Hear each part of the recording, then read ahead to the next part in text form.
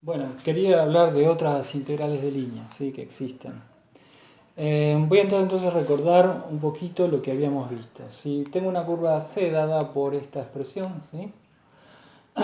Es en un abierto de R2 contenida, ¿no? La imagen de la curva contenida en este abierto, y tengo un campo, ¿sí? Con componentes F1 y F2, un campo continuo en ese abierto. Entonces hasta ahora habíamos visto la integral de línea que la expresaba así, que era dada por esta expresión complicada, ¿sí? Básicamente era multiplicar este por el vector velocidad, ¿sí? E integrarlo entre A y B, ¿sí? En esta integral de línea que venimos usando, ¿sí? Acá el x punto era la derivada de x y el y punto es la derivada de y respecto de t. En esta expresión, repito, lo que veníamos usando es la f con una flechita indicando que era un campo y el dr que básicamente va a ser la velocidad, ¿no? La derivada de esto respecto de t. Y hay un puntito indicando que hay un producto escalar. Repito, la expresión en forma para calcularla es esta. Hay otras integrales de línea cuya expresión es esta de acá abajo, que ahora voy a explicar. En general la diferencia es que ahora uno tiene una función continua en el mismo abierto, ¿sí? A diferencia que antes tenía un campo, ahora tenemos una función continua. Y la integral de línea, que se expresa así ahora, sería la integral de la g en x de t y de t por toda esa expresión que está ahí, que es la raíz de x punto al cuadrado más y punto al cuadrado de t. Eso que yo subrayo ahí se conoce como el diferencial de longitud. Ese sería el dr, que está acá, se llama el diferencial de longitud. La diferencia es que ahora la g no es un campo, es una función continua. Y el dr es esto. ¿Está bien? Bueno, ahora vamos a dar la interpretación geométrica de esto. Por ejemplo, cuando el g es 1. Cuando el g es 1 vamos a ver que la expresión va a dar la longitud de la curva, esta c dada por la expresión de acá.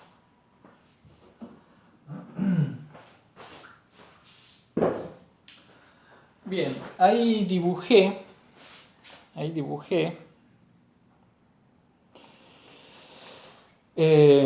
la curva, ¿sí? Acá tengo el t se mueve en AB, el t no tiene nada que ver con el xy, está fuera del xy. Y la curva está dibujada en azul, ¿sí? Hice una partición, como siempre hago, de la B, el A es T0, el B es Tn, ahí tengo Ti menos 1, Ti, y este es el delta Ti. Y el Ti va a parar al punto P, que tiene coordenadas x Ti menos 1 y Ti menos 1, y el Q lo mismo. Tiene coordenadas xti y ti.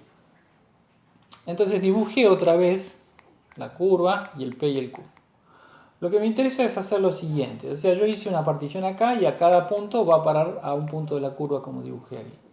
Y lo que voy a hacer para calcular, digamos, la longitud de la curva es, voy a tomar el segmentito este que me da P y Q, ¿sí? Y voy a tomar todos los segmentos correspondientes a la partición. Ahí tomé 2 puntos, simplemente no dibujo todos los segmentos para no confundir, pero sería como una poligonal que aproxima la longitud de la curva.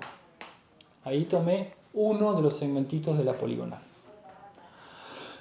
Bueno, entonces, primero voy a calcular cuánto vale, acá tengo el triángulo otra vez PQ, y acá trazo dos segmentos, ¿sí? De modo de formar un triángulo rectángulo, ¿sí? Este segmento es paralelo al eje Y y este al eje X. ¿Cuál es la longitud de esto? Bueno, la longitud de esto es exactamente el delta, la diferencia entre xti y xti menos 1, esa que está ahí. Y esta es lo mismo, en y. Bien, y ahora voy a usar un teorema que se llama teorema de valor medio. Teorema de valor medio que dice lo siguiente. Teorema de valor medio dice, si yo tengo una función en AB cerrado, continua en AB cerrado y derivable en el AB abierto, hay un punto intermedio en el AB abierto, tal que f de b menos f de a sobre b menos a es la derivada en el punto xi. O, pasando esta parte para allá, me queda que f de b menos f de a es b menos a por f' xi. Bien, entonces yo voy a usar exactamente esta expresión acá. Voy a suponer que estoy aplicando el teorema de valor intermedio y el b sería el ti, el a sería el ti menos 1, o sea que el b menos a es el delta ti. ¿Sí? Y me queda la derivada en un punto intermedio. Y lo mismo hago, exactamente lo mismo hago en i. Entonces, tengo que la base y la altura de ese triángulo está dado por esta y esta expresión.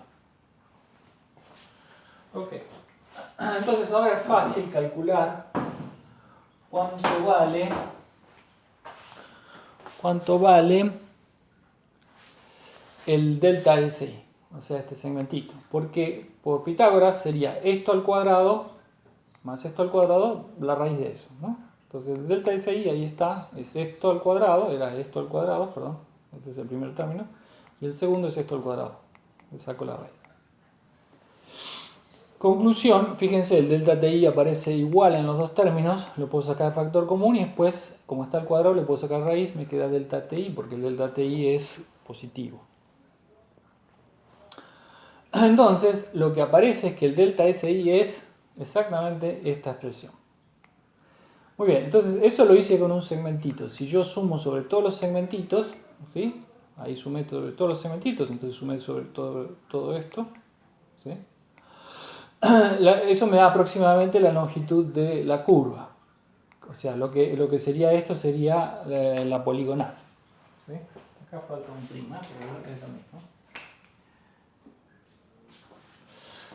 Eso sería entonces la longitud aproximada de la curva, porque esto es la poligonal.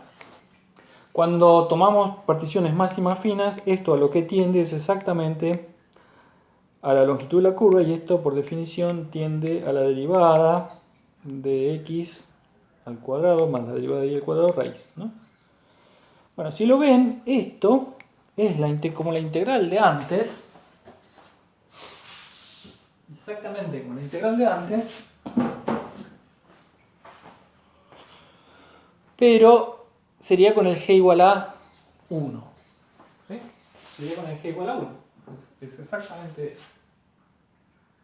Así que la interpretación de la integral que vimos antes, en el caso de g igual a 1, es la longitud de la curva.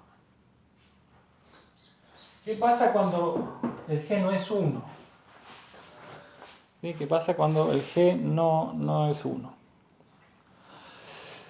Bien, ahí tenemos un caso de un g no es 1. Voy a dar una interpretación geométrica, podría haber otra. Entonces ahí dibujé el g, que es una función de dos variables, por lo tanto es una superficie. Dibujé la curva c, dada por la expresión de siempre, y el t que se está moviendo, cuando muevo entre a y b, se mueve entre este punto y dibujé la curva en el plano xy.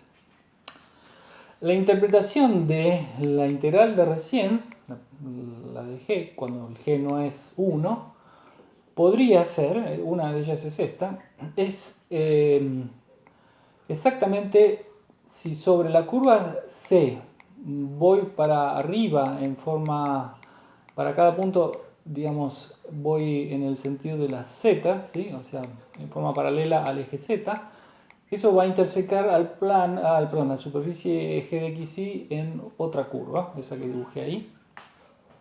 Y entonces esto va a tener una cierta superficie que dibujé ahí en verde. Bueno, la interpretación geométrica de esta integral sería el área de esta superficie en verde.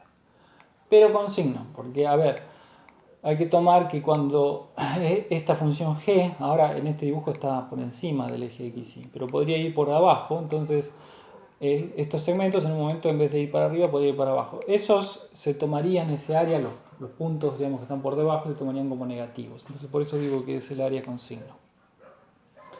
¿Por qué esto es así? Bueno, el análisis es similar al que hice, rapidito lo voy a hacer acá. Si yo hago una partición de AB, tengo una partición digamos, de la curva, y entonces esto se particiona en una poligonal. Ahí dibujé un pedacito de la poligonal. Esto que estaba acá, o esto que sería la aproximación a eso, recién lo vimos, era la longitud de ese segmentito de la poligonal. Y si uno lo mira, el valor g en ese punto es la altura. Es la altura. Entonces, si uno hace esto por esto y lo suma, ¿sí?, lo que va a dar es aproximadamente el área de esto que estoy marcando ahí. Pero evidentemente es con signo, porque si la g es positiva se toma como positiva y si la g es negativa se toma como negativa. Así que esa es una interpretación geométrica. Otra que podría ser es pensar que C, por ejemplo, es un alambre, ¿sí? C es un alambre, y tengo G, la función G indica la densidad del alambre en el punto XY. O sea, tengo un alambre con distinta densidad en cada punto. Si yo quiero saber, digamos, el peso total o la densidad total del alambre, lo que tengo que hacer es justamente esta integral. ¿Sí? La densidad dada, la G sería una densidad dada en forma lineal.